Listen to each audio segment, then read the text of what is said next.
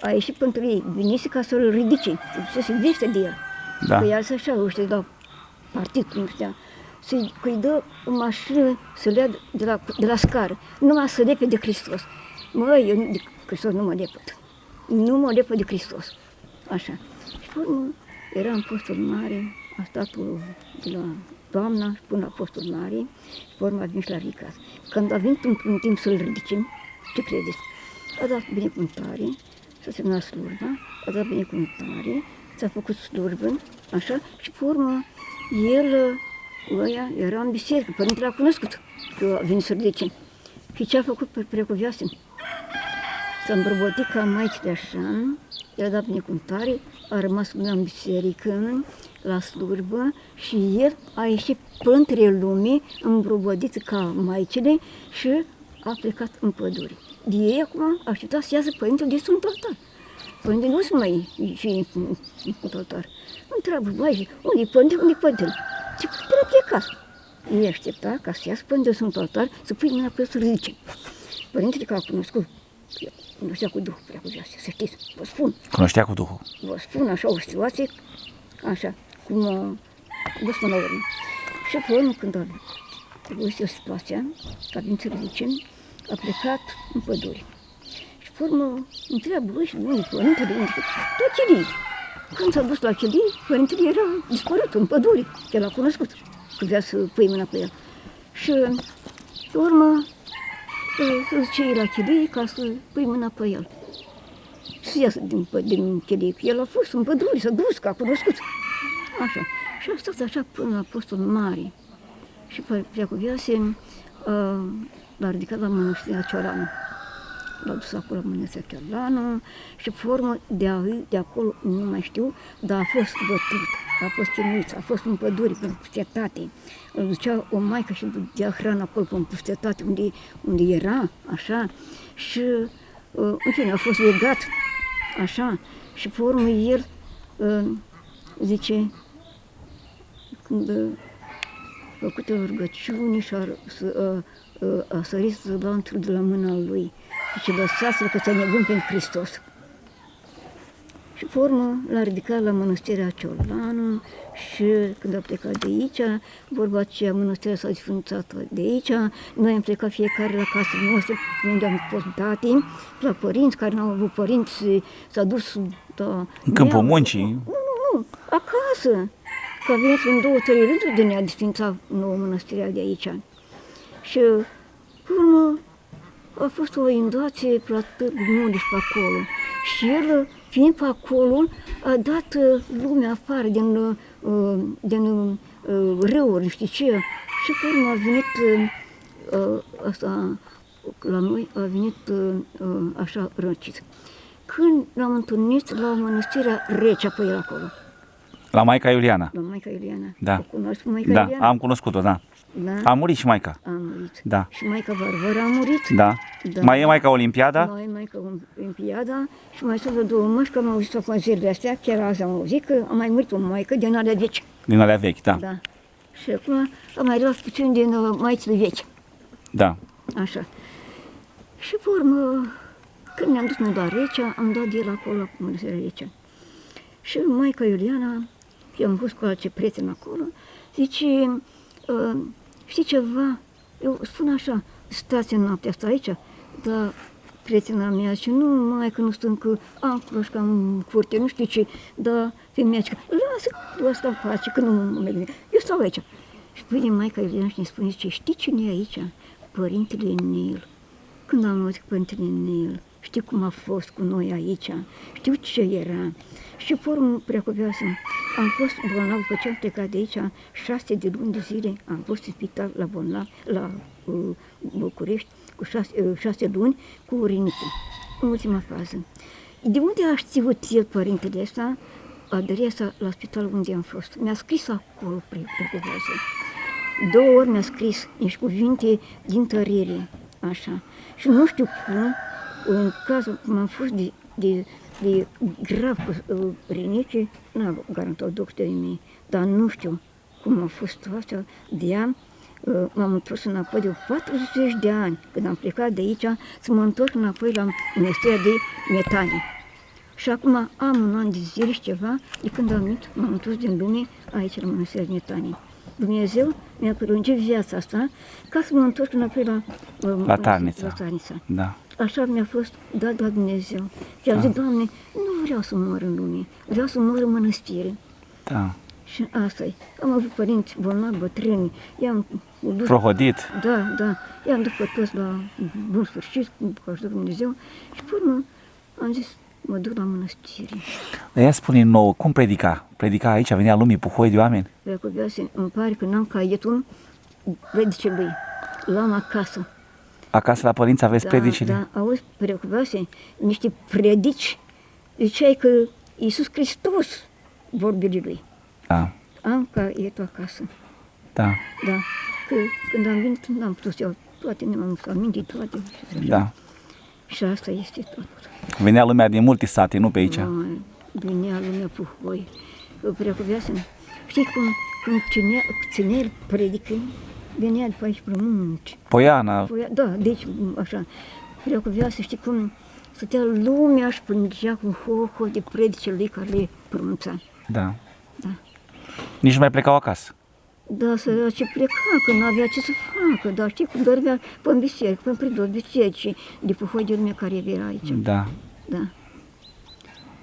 Și asta e. El, ora ce umbla cu Sfântul ăsta, cum se spune, de făcea Sfânta Liturghie, zilnic. Zilnic, da? Zilnic. Zilnic slujea. Da, zilnic slujea. Însă, unde se trezea, avea Antimisul, Sfântul Da. Antimis, și făcea Sfânta Liturghie. Unde aruncea, el făcea Sfânta Liturghie. nu stătea fără liturghie. Nu, preacuvioasă. Nu, Da. nu. Asta e. Și împărtășea poporul. Da, da. Și unii, preacuvioase, veneau unii aici, în pădure. Și era aici o cruce și venea la spovedit. Și întreabă lumea la spovedit, nu știu ce, dar zice, da, să nu spui că ai lăsat tabla chiar în marginea pădurii. Ascundeau țigările. Vezi? Și el cunoștea Cunoștea cu gândul, cu Duhul. Da? Nu puteai să-i ascunzi. O viață foarte aleasă, Foarte aleasă, nu? foarte aleasă. Să știți, Trăitor. trăitor. Slab? Trăitor de Hristos. Da, slab. Era slab, Da. nu mânca mult. Vai, dar ce, vedea cineva că mănâncă? Da. Nu, spui așa. A fost o viață. Și a avut cineva descoperiri de el, că e trecut în rândul Sfinților. Da? Da, Da? da, Doamne ajută. da. Noi ne bucurăm că e acolo, Păi în sigur rândul că da, Sfinților. Sfântul noi. Da, nu? Cine a avut descoperire? O maică? E cineva care a avut descoperiri. O maică care a fost cu descoperiri, nu mai spun cine, așa, și a avut descoperiri de el că e trecut în rândul Sfinților. Era trăitor. Da, Da. trăitor. Era, avea asceză la maxim. Da. Erați mulți aici atunci? Preacuvioase, eram rând Chiliașa, că noi când ne-am lăsat aici, în rând Chiliașa, rând Chiliașa, aproape 30 de maici eram. 30 de maici. Mai mult tineret. Mai mult tineret. Tineret, Da. așa. Cât aveați? 16 ani, 18 ani? Nu, eu am intrat la mănăstire aici la etat 23 de ani. Da. Și am stat când s-a sfințat mănăstirea, Da. acum, acasă, vorba aceea, am dus atâția mari de ani. Veneau securiști după el aici să-l aresteze, veneau, nu? Venea. Păi el a cu Duhul, de-a luat-o în pădure. Da, da. Da. Și ținea predică, voi, că nu știu, vine, nu știu ce, vine, ținea predici așa de sfârșia. De sfârșia. La suflet, da. Da. Peste tot și la Măgura predica așa. Plângea lumea mult la predicile lui, nu? Plângea. Da, plângea. Pocăință și pocăință. Da. Dar vorbea despre Maglavit? Când era despre minunile la Maglavit, mai predica despre ele? La Maglavit a fost Petrache Lupu. Petrache Lupu, da. Petrache Lupu, Da? da. Da. Știu. Că spunea maica de la Măgura că la Măgura era ca la Maglavit, așa venea popor după Părintele Nil. Da. Dormeau pe jos ca în una mai ca animalele. El a fost la Mănăstirea Cocoș, în Dobrogea. Da. Și el s-a cerut să ducă la o ascultare, cea mai mizerabilă ascultare. Și el ce era, avea doctoratul, avea... Facultăți, da. Da, facultăți. Da. Și el a uitat în haina lui, într-un cui acolo. Și el s-a zis, la animale mă turmeze, să fiu cioban în pădure. Da. Și el, ce credeți că animalele și-o dea pe lângă el și asculta sunetul lui. Animalele în pădure. Da. Da. Și pe urmă, când a uitat haina aia în cui acolo, când a văzut taisul studiile lui și zice, îmi dați o cameră, cea mai urâtă cameră, și a dat acolo cameră, după ce acum... Sărăcăcioasă, da. Da, s-a pus și a făcut el curat, nu știu ce și nu știu ce.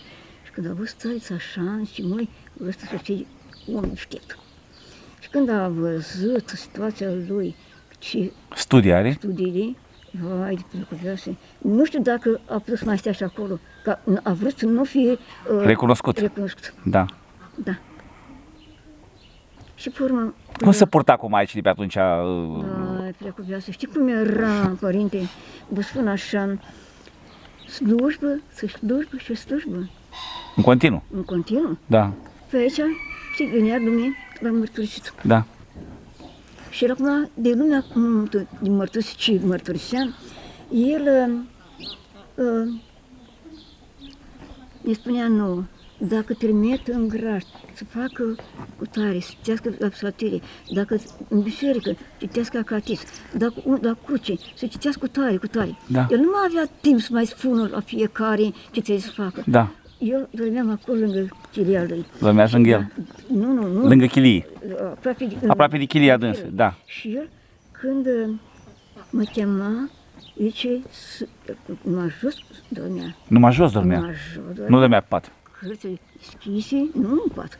Și ce, să nu spui cum găsești. Mă pe mine mă chemea, Da. ca să-i fac pat acolo. Da. Deci, dar să nu spui la cineva cum găsești. Da. Și eu eram secretă. Da. Făcea cum mi-a spus așa, fac așa cum mi-a spus el. Da. Așa. Și pe urmă, cum vă spun, când eu trimit să duc în biserică, să citească psalteria. Când mă duc la graș, să citească cutare. Așa. Iar la cruce, să citească cutare. El nu avea timp de pufoie care vinea aici, da, la spovedire. Și știi ceva? Dacă eu trimit în biserică, se spune să fac așa. Iar la cruce, să fac așa. Da. Și el îi spunea mie să le spun la Dumnezeu. Da. Ce să facă. Ce să facă, da. Un graș sau un tăduce. Da. Așa. Și nu aveam lumină atunci prea cu viața, atunci era mânări. Da. Nu aveam lumină, nu aveam electric, nu aveam. Și el cu lumânare, cu lanternă, cu asta. Nu asta era slujba noastră, cu lumânare. Maicile îl ascultau. Dar ce știați de din cuvântul lui, prea cu vioase? Nu ieșea nimeni din cuvânt, nu? Maica stareță cine era? Maica Filotea Ungureanu. Da. Bătrân era. Bătrână? Da. Da. Și părintele Teofil Dumbrava. Da, era. Da. Nu era singur, mai era un părinte, Teofil Dumbrava aici, nu? Da. Era și părintele Dumbrava. Era și părintele, da. Și până dacă părintele sau părintele Vă împărtășea zilnic? Da. Era și maica Teodolita Oancea aici. Maica Teodorița. Da. Cum să nu? Era aici, da. Maica Teodorița. Da. Am avut grijă de el în pădure, pe unde da. Și avea grijă de el, de ducea alimente. Alimente, să nu, da. Și vă împărtășea mereu, nu? Da. Spovedit des. Des, da? Da. Asta e. Pe fiecare în parte. Da, înțeles? Da. Nu era ca la Vladimirești. Nu era ca la Vladimirești, da? Vladimirești făcea... Dezlegare pe Ioan, da. Da, Dar pe aici li spovedea în parte, fiecare maică. Fiecare în parte. Da. Da. Și nepovăția precuveasă pe calea mântuirii. Da. El căuta ca să ne facă așa forțat să ne bage în rai. Da. Da. Și ce mai pune? Pe aici, în pădure, ne pusese cruci, dar fiecare, maica așa aici, într-o parte acolo, într-o parte acolo. De ce? Că maicile se ducă să facă acolo așa. La crucea ei. Da. Fiecare maică cu crucea ei. Da, în liniște. Aha, în singurătate. Da. Și să facă acolo canonul, fiecare maică, da. Da. Așa făcut. Separat. Da. Da. Că aici era lume mult, nu știu ce. Și n-aveați liniște. Da.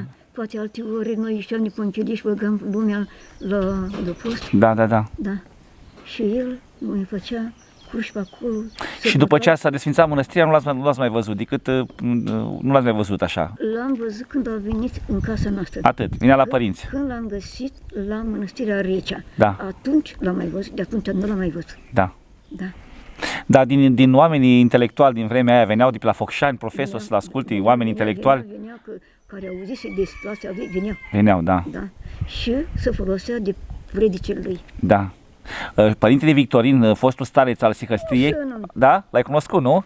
Cum să nu, dacă Venea aici? Părintele Victorin? Victorin a fost aici din Poiana. Da. Așa. Și el venea ca Ca Mirianu. Ca Mirianu de făcea ajutor pe aici. Da. Și da, îi spun, frate Vasilic, așa da. Da, Vasile chema, da. Da. Zic, ce bine ai fi să te duci la mănăstire?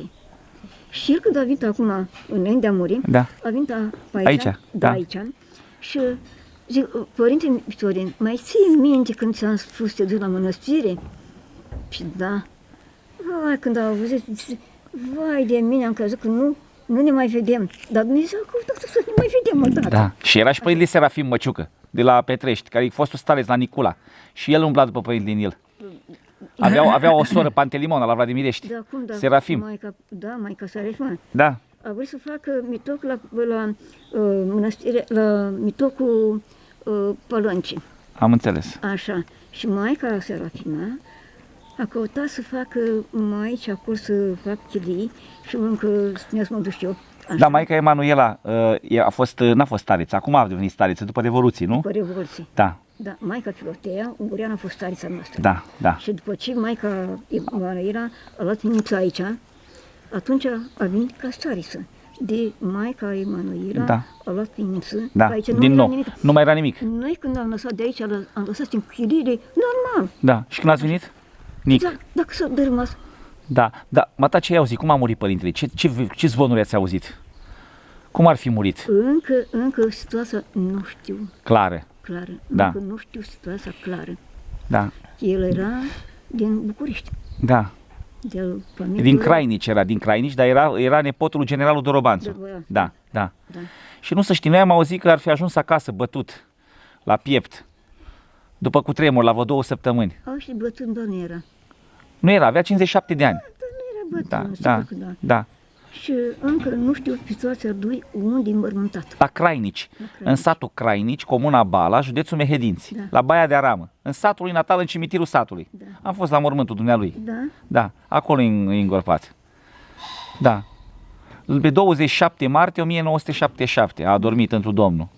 Dumnezeu să ierte, să fii rugători pentru noi. Da, Că niciodată, în orice pomenit, nu-i trecut ca să nu trec la da, pomenit. la pomealnic, da. Sunt mulți care mărturisesc că umbla deasupra ceva? pământului. Sunt mulți care spun că umbla deasupra pământului, că nu atingea pământul. Foarte mulți spun că așa, parcă era o balerină. Preacuvioasă, ce să spun așa, într-adevăr că nu știai cum merge, unde ajunge, nu știi așa, acele vedeai acolo, cei dincolo, spun așa, avea o trăire foarte aleasă, Foarte aleasă, da. foarte aleasă. Mai rar, să știți, Mai rar, nu? mai rar, vă spun, Da. vă spun. Că ai văzut călugări și mai la viața mea ta. Dar mai rar, nu? Auzi, preacuvioasă, eu când am venit aici, în prima dată, am dat de el aici. Și era biserica, era întâi veche. Care a ars. Da, care arsă. Și când am venit eu aici, vorba aceea, am dat de el și noi când am venit aici ne-am dus la niște oameni pe vechi. Și i-am spus lui părintele că uite, ne-am dus la niște oameni pe vechi și nu știu ce și a început să ne spui ei că e mai bine pe vechi. Pe calendarul vechi decât pe nou, da. Și i-am spus așa lui părintele. Și ce a ăsta. zis? Știi ceva ce ne-a făcut Preacuvioasă? Ce v-a făcut? Că am făcut, am Da. mers cu altă femeie, Da. așa. Nu ne-a lăsat să intrăm în biserică. Că ce-am cătat acolo. La vechiști. Mi-a făcut intrarea în biserică, Preacuvioasă, Da, din nou. din nou. Da, Mi-a făcut intrarea în biserică. da, da. Păi- Avea o luptă cu stiliștii iuliani. Da. Da, cu stiliștii, da, avea luptă cu ei. Da, Da, le făcea primirea la ortodoxie înapoi. da, Da. da. Și uite așa, avea o trăire foarte aleasă. Foarte ales. Da, foarte aleasă. Nu, n-ai mai văzut așa, De în viața atunci- ta, așa cu trăirea. De atunci de când a venit la noi pe acasă, Da, de atunci nu mai știu de el. da. De atunci nu mai știu de asta. Ne bucurăm că ne-ai împărtășit din ce ți-ai ce adus am aminte, știut, da, din ce din am ce știut. ți-ai adus aminte, da. Din Ne ce am bucurăm, știut. uite că nu mai trăiesc mulți care l-au cunoscut, foarte puțin mai trăiesc. Da, puțin mai Da, părinții. dacă așa a rânduit Dumnezeu uite, acum. Și maicile care am fost eu cu ele aici, nu știu, maica Emanuel, doamna, este Da. eu, o maică la Buluc, Maica Marina? da, Și mai este una la Recea. Și la Recea nu, la Ciușlea mai este maică, stai cum o cheamă. La Ciușlea stă acasă? Timoteea. Da, Timoteea, s-a dus la Recea înapoi. Timoteea Bucur. Da, da, Bucur. Da, am găsit-o la Recea înapoi. Da. S-a dus la mână. A fost tunsă de părintele Nil. Părintele Nil o tuns-o. Da. Da. Maica Timoteea Bucur, da. Atâta mai trăiți, în rest nu prea mai Am sunt. auzit că acum la Recea a murit o maică și a fost mormântarea acum zilele astea. Am înțeles. Da. Da. Ne bucurăm. Bă, da prostic.